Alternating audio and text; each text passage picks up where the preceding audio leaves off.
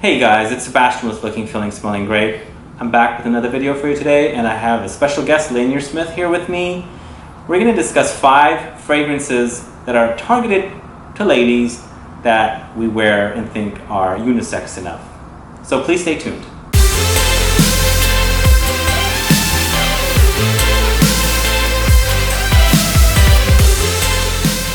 So Lanier, do you wear ladies' fragrances? I do on occasion. And I do also. I have several favorites of mine, and even though these fragrances are targeted to ladies, they're very, very unisex, if not masculine or for men. So with this video, Lanier and I are going to discuss 5 fragrances that we both wear.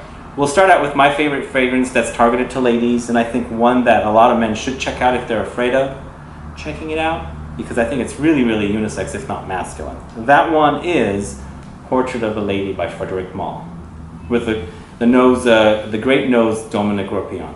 Have you smelled this one, Michael? Oh, yes, I've smelled that one. What do you like it? It's okay. It's not one of my favorites, but I certainly can understand how it works both well for men and for women, and it really is a beautiful fragrance in the way it's created, and it really is a classic, a modern classic. And there's nothing feminine about it to me. There's no it's a rose, but it's not very floral. It's more like the whole rose bush, I think, including the thorns. It has a little bit of bite to it. It does have a good bite. Mm-hmm. Cool. Yeah, so I really love this one, and I think all guys that are into things like roses, earthy scents, incensey scents, even things like cinnamon and cloves, because there's cinnamon and cloves in here, should check it out. I think it's really awesome. With winter coming around the corner, I think this is also perfect for winter, and this fragrance lasts a long time. So, Portrait of a Lady. First one I'm going to talk about is a beautiful fragrance created in 1916 by Guerlain, and it's called Tabac Blonde. And this is an amazing fragrance that originally was created for ladies to kind of cover this scent of cigarettes when they smoke cigarettes. And it is just a great fragrance, very bold, and it has a really strong masculine edge, so lots of men do wear this, and it's just a great fragrance, and I absolutely love it. Lanier, I like the extrait version. How close are they? Well, I can't say because I haven't smelled the extrait. I just smelled this for the first time about a month ago, and it doesn't happen very often that when I smell a fragrance, I immediately have to buy it. Yes. But this one, when I smelled it, my eyes rolled back in my head, and I said, I gotta have it, and I didn't care how much it cost, I got it. I recently smelled the extrait in Paris at the Caron shop, and I really fell in love with it. I should have bought it then, but I didn't. But yeah. It's a reason to go back to Paris. It is. It's really good. Yeah, definitely not. Definitely unisex, I think. So the next fragrance I wanted to discuss is one called Les Baisers du Dragon by Cartier. This is all about, it's a patchouli, but it's all caramelly with almonds and almond liqueur, like amaretto. Very, very masculine, because that patchouli kind of gives it a very masculine edge. I think it also kind of borders like Amen or even Angel by Women by Thierry Mugler. But I think this is perfect for a man to wear. I've never smelled it. You haven't? Ooh, interesting. You know, I think it is true that patchouli can butch up a fragrance. Totally. A woman's fragrance. And I think that's a wonderful note for it. And that bottle is gorgeous too. Oh, isn't it gorgeous? Yeah. Yeah. So Cartier's Les Baisers du Dragon, which basically stands for the kiss of the dragon. The next one I'm choosing was created in 1919 to kind of celebrate the end of World War I, and it's the famous Mitsuko, which is named after a Japanese character in a novel written about Japan at the time, and it is just wonderful. It's kind of soapy and peachy, and can I smell? Yeah, of course. And it's something that just really is nutty. Nutty, yeah. There's a nuttiness nutty to it, and it really is perfect for fall and winter. It really is a great classic scent from the House of Guerlain. Now there's an extrait version of this too, right? Yes, there is. It's beautiful. I gotta check it out. Well, the extrait is even more exquisite than this one. And the wonderful thing about this is that Guerlain's prices kind of vary quite amazingly, and this one is very affordable, whereas a sister fragrance of this, which is L'Air Bleu, is extremely expensive, and I don't know why that is, but this one is very affordable. Maybe the notes, I guess, huh? Maybe, I don't know. So the next fragrance I want to mention that's also very masculine, even though it's targeted to ladies, is Tom Ford's White Patchouli. This is definitely part of the original collection of Tom Ford fragrances, but the white bottle kind of makes it more feminine with a little tassel on it as well. But the patchouli in here is really awesome. It's basically patchouli with white flowers. I think that's kind of why they went with the white theme here. But really, really love this one. I think it's very, very unisex. And it's one of the very first Tom Ford's signature collection fragrances that I bought. What do you think? It's definitely patchouli, but the white flowers are there. So I also smell star anise, I think, in there. There's a kind of You think? licorice smell to it that I find really I never nice. found licorice in here, but maybe. Maybe I'm crazy. No, it's good. But do you think it's masculine enough for men to Oh, put this yeah. one? Yeah. Yeah. So yeah, white patchouli. And what do you have next? The next one I have is from 1981. It is the famous Coco by Chanel. And it is, when it first came out, the tagline was L'Esprit de Chanel, the spirit of Chanel. And it definitely does have the spirit of Coco Chanel, but it is spicy, bold, a wonderful fragrance that a lot of men I know do wear and have been wearing for years and years, and it just works for everybody. It really is a great fragrance. Also good for winter and fall. I just love this one. What is this? Does it remind you of the original number 5? Can I spray it? Not at all. Yes, you can spray it. No, nothing at all. It's no aldehydes in it. It's just really kind of incensey and spicy, and definitely feels to me like kind of like temple incense. Yeah, it's good. Have you smelled it before? I have. I just forgotten. So that's Coco. Coco. Cocoa. It's good. Definitely masculine. So the next one I have here is Scent Intense by Costume National. I just picked this one up. It's definitely targeted to ladies. It's part of the ladies collection from Costume National. But this is a very unisex scent, I think. I really, really love it. It's all about tea, but there's some patchouli in it, and I think it's hibiscus flower. So really, really digging it. And really long lasting too. Check it out. Yes, it's definitely a beautiful tea scent. Are you familiar with Costume National Yes, fragrances? yes. This one's a lot sweeter than the others, but definitely a man could wear this. I really find it quite attractive. Beautiful. Could you wear something like this? Oh yeah. Yeah, I love this one. This one retails for about $140, but there's some deals online. You can probably find it anywhere around $75, $80.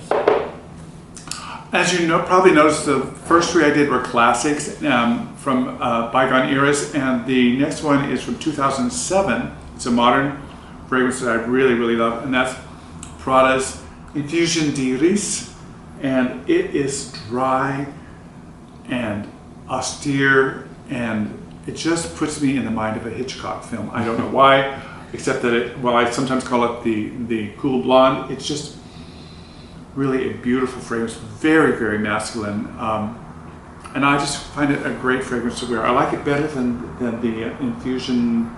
What is the masculine one? Pour on. Pour on, Infusion Pour on. I find this much more beautiful and compelling to wear. Have you smelled it? It's definitely unisex. Yeah, let me try it again. Which Hitchcock film does it remind you of? Oh, probably Marnie. Oh. Oh yeah. Yeah. It also has a very classic, kind of very It classic. does. The ones It that does have a reference to the classic era of perfume. No wonder you like it. Probably why I like it. It's a great fragrance. Well, all the ones that I mentioned earlier were all modern fragrances, but the last but not least that I have here is a classic. And I finally have this in my collection, and it is Guerlain's Shalimar. I was always shy of having this one, but I think it's very, very unisex. Don't you think? Oh yeah. Yeah. Created in 25? 1925. It's awesome. It's such an awesome scent. And not sure why, I guess, did they originally target this to the ladies when they, because in the old days they didn't really have men's fragrances, so maybe it was at a time This one was targeted to ladies, from what I understand. It was also, it was considered, there were 3 things a woman didn't do. She didn't bob her hair, in the 1920s, and she was a good girl. She didn't smoke cigarettes, and she didn't wear Shalimar. So it was definitely something that was very popular with the flappers, and was a scent of liberation, I think, at that time. It was really something for the new woman of that period, because definitely the 20s was a time when a lot changed for women. Skirts went up, they got the vote, at least in the United States, they got the vote at the time, and yeah, it's a great classic though. Yeah, I like it. And I love the bottle too. beautiful bottle. And what's your last but not least? Well, my last but not least is the Perfume version of Shalimar. Yay, Again, created in Shalimar. 1925. Have you smelled this? No, I have not. Okay, you have to smell it. Everything that Sebastian said about it, I reiterate. It's just a great classic fragrance and so beautiful on men's skin. We both have a mutual friend, Mary, who can't wear it. It doesn't work on her. But when she smelled it on my skin, it was like magic for her. So definitely try it on. So is this it's not a sprayer though? No, right? you just take the little top off. Yeah, do that. Just put a little on your skin. Let it breathe a little. Ooh. Yeah. Wow. It's the real magic. Wow. Once you smell this, it's like... Okay, can we trade? Exactly. No, that's beautiful. It's gorgeous. Yeah. And I was going to buy that, but the ladies at the Guerlain counter at Neiman Marcus said, "Brady, you've got to smell the pure Perfume," and I was sold. So It's beautiful. That's my last choice. Yeah, totally. I think Shalimar is very, very unisex, and actually all these fragrances are very unisex. So guys, if you're thinking twice about a fragrance and it's targeted to the ladies, but you like the scent, don't be shy about not wearing it. Get it, because all fragrance is made unisex anyways. There's no sex around fragrances. If you like it, just wear it, don't you think? Exactly. The idea of assigning gender to a fragrance came in around the 1920s, when fragrance was being expanded and they wanted to pull more men into the market, especially the rising of the middle class. So they started assigning gender. Before that, everyone wore the same fragrance. Whether it was, like, for instance, Chicky, when that came out in the 1890s, everyone wore it, men and women.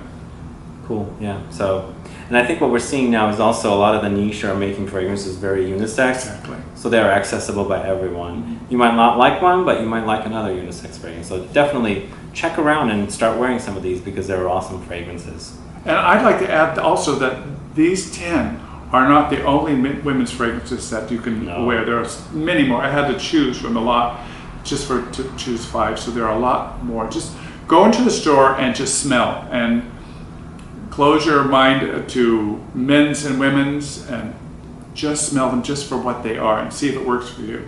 Totally, I agree. That's pretty much it today, guys. Thanks so much for tuning in. Thank you, Lanier, for stopping by. Thank you for having me.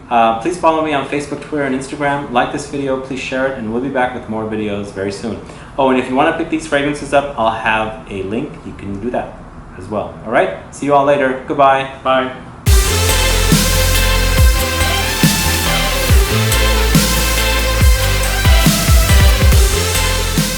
Hi guys, it's Sebastian with Looking, Feeling, Smelling Great. I'm back with Lanier, Michael Smith here again, and today we're going to discuss our 5 favorite ladies' fragrances that we wear and think that are masculine. Is that? Wait, let's try that one more time. Well, wait. Or get this fake smile up my face. Good enough to... Let's say that, yeah, exactly. Hi guys, it's Sebastian with Looking, Feeling, Smelling Great. I'm back with another video for you today, and I'm here with Michael Smith, Lanier Smith. Today we're going to discuss Wait. I also wear some ladies' fragrances, and I think a lot of ladies' fragrances that are targeted to ladies are pretty masculine, don't you think? I'm sorry. I belched. I'm so sorry. That'll be an outtake. I'm so sorry. It's the wine. Yeah, that's it. Okay, I'm ready. Is it recording? I don't know. I thought you said you turned it on. Socks out. Is it look okay now? Yeah. Okay. All right, here we go. Silent. Oh, I guess we can do a wine hour. Yes. Hey everyone, it's Sebastian with Looking, Feeling, Smelling Great. I have a special guest with me, Michael Lanier Smith. Hi everybody. Hello everyone. Cheers. Today we're going to go ahead and review... I'm going to have to take a break. Let's start that one more time. We're not going to review. Okay. Oh, we had to talk about... are we on? Is it on? Yes, it is. This is something I don't want to say. With any possibility of it ever being... Uh-oh, okay. Yeah, just something interesting I noticed. Okay. You are on the air. Right on the set. Okay. 5, 4, 3. Hey guys, it's Sebastian with Looking, Feeling, Smelling Great. I'm back with Michael again. Today we're going to discuss 5 ladies' fragrances that we both wear and think are masculine. So please stay tuned. Is that a good intro? Let's try it one more time.